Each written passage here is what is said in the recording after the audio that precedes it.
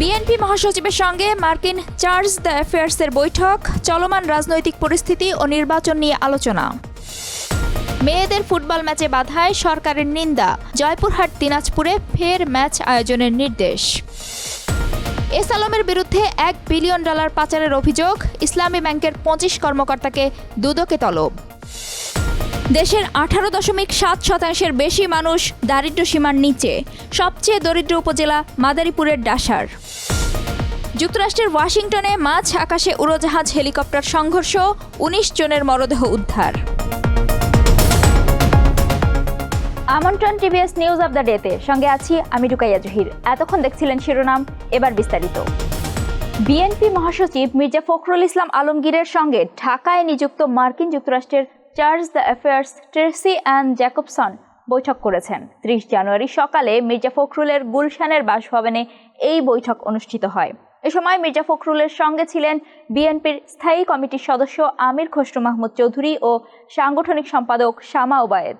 পরে শামা ওবায়েদ সাংবাদিকদের বলেন, তারা তার আমন্ত্রণে মার্কিন রাষ্ট্রদূতের বাসভবনে নাস্তা করতে গিয়েছিলেন। তিনি বলেন, নতুন মার্কিন চার্জ দ্য অ্যাফেয়ার্স বিভিন্ন রাজনৈতিক দলের সঙ্গে জড়িত রয়েছেন এবং এই বৈঠকটি সেই আলোচনারই অংশ ছিল। বৈঠকে শামা বলেন, দেশের বর্তমান রাজনৈতিক পরিস্থিতি, অর্থনৈতিক অবস্থা এবং আগামী নির্বাচন নিয়ে বিএনপির দৃষ্টিভঙ্গি নিয়ে আলোচনা হয়েছে। মার্কিন রাষ্ট্রদূত এসব বিষয়ে বিএনপির দৃষ্টিভঙ্গি বোঝার চেষ্টা করেছেন। জয়পুরহাট ও দিনাজপুরে হামলায় পণ্ড নারীদের ফুটবল ম্যাচ ফের আয়োজন করতে নির্দেশ দিয়েছে প্রধান উপদেষ্টার কার্যালয়। নারীদের খেলায় বাধা দানের ঘটনায় উদ্বেগ প্রকাশ করে 30 জানুয়ারি সরকার প্রধানের কার্যালয় বলেছে, অন্তর্বর্তীকালীন সরকার যে কোনো গোষ্ঠীর নাগরিকদের প্রতি বৈষম্য বা নিপীড়নের যে কোনো প্রচেষ্টার বিরুদ্ধে কঠোর ব্যবস্থা নেবে। গত মঙ্গলবার জয়পুরহাটের আক্কেলপুর উপজেলায় নারী ফুটবল খেলা বন্ধ করতে মাঠে দেওয়া টিনের বেড়া ভাঙচুরের অভিযোগ ওঠে একদল মানুষের বিরুদ্ধে। সেদিনই দিনাজপুরের হাকিমপুর উপজেলায় তৌহিদি জনতার সঙ্গে আয়োজক কমিটির সদস্যদের সংঘর্ষে 10 জন আহত হওয়ার পর নারী ফুটবল টুর্নামেন্ট বন্ধ করে দেওয়া হয়। সরকার প্রধানের দপ্তরের ভাষ্য, নারীরা বাংলাদেশের নাগরিক এবং পুরুষদের মতোই সমানভাবে মানবিক ও নাগরিক অধিকার ভোগ করে। অন্তর্বর্তী সরকার বাংলাদেশি নাগরিকদের পূর্ণ অধিকার নিশ্চিত করার জন্য যথাসাধ্য চেষ্টা করে যাচ্ছে। এস আলম গ্রুপের মালিক সাইফুল আলম ওরফে এস আলম ও তার পরিবারের সদস্যদের বিরুদ্ধে $1 বিলিয়ন পাচারের অভিযোগ উঠেছে। অভিযোগটি ইতোমধ্যেই অনুসন্ধান শুরু করেছে দুর্নীতি দমন কমিশন দুদক। অনুসন্ধানের স্বার্থে ইসলামী ব্যাংকের 25 জন কর্মকর্তাকে তলব করেছে সংস্থাটি। দুদকের ঊর্ধ্বতন একটি সূত্র এ তথ্য নিশ্চিত করেছে।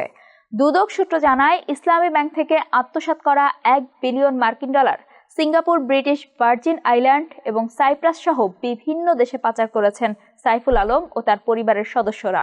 এমন অভিযোগ অনুসন্ধানের জন্য দুদকের উপপরিচালক আবু সাইদের নেতৃত্বে একটি দল গঠন করা হয়েছে। দলটি অনুসন্ধান কার্যক্রম পরিচালনার স্বার্থে আগামী 5, 6 ও 9 ফেব্রুয়ারি ইসলামী ব্যাংকের ওই কর্মকর্তাদের তলব করেছে।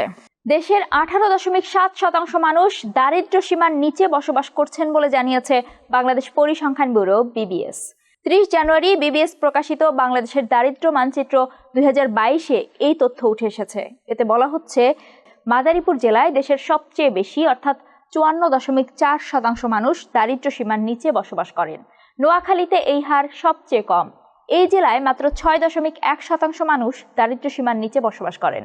উপজেলা ভিত্তিক বিশ্লেষণে দেখা গেছে, মাদারীপুরের ডাসার দেশের দরিদ্রতম উপজেলা। এখানকার 63.2% মানুষ দরিদ্র। প্রতিবেদনে আরও দেখা গেছে, ঢাকার পল্টনে দারিদ্র্য সীমার নিচে বসবাসকারী মানুষের সংখ্যা সবচেয়ে কম।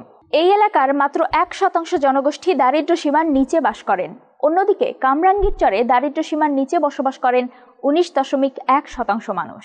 যুক্তরাষ্ট্রের ওয়াশিংটন ডিসির মাঝ আকাশে আমেরিকান এয়ারলাইন্সের উড়োজাহাজ ও মার্কিন সেনাবাহিনীর ব্ল্যাক হক হেলিকপ্টারের মধ্যে সংঘর্ষের ঘটনায় 19টি মরদেহ উদ্ধার করা হয়েছে। এছাড়া এ ঘটনায় এখন পর্যন্ত জীবিত অবস্থায় কাউকে খুঁজে পাওয়া যায়নি। 30 জানুয়ারি এক প্রতিবেদনে পুলিশের বরাতে এই তথ্য জানিয়েছে বিবিসি। পুলিশের এক কর্মকর্তা জানান, ধসে পড়া উড়োজাহাজ, হেলিকপ্টারের ধ্বংসাবশেষ ও অন্যান্য কাঠামো পানিতে 3টি আলাদা স্থানে পড়েছে। স্থানীয় সময় রাত 11:30 পর্যন্ত অন্তত 19 জনের মরদেহ উদ্ধার হয়েছে। এখন পর্যন্ত কাউকে জীবিত উদ্ধার করা সম্ভব হয়নি বলে জানিয়েছেন তিনি। মার্কিন প্রেসিডেন্ট ডোনাল্ড ট্রাম্প জানান, যুক্তরাষ্ট্রে উড়োজাহাজ হেলিকপ্টার সংঘর্ষের ভয়াবহ দুর্ঘটনা সম্পর্কে তিনি জেনেছেন। দুর্ঘটনার পর জরুরি সারাদান কর্মীদের অবিশ্বাস্য কর্মতৎপরতার জন্য তিনি তাদের ধন্যবাদও জানিয়েছেন। দর্শক, এই ছিল আজকের নিউজ অব দ্য ডে। এতক্ষণ সঙ্গে থাকার জন্য ধন্যবাদ।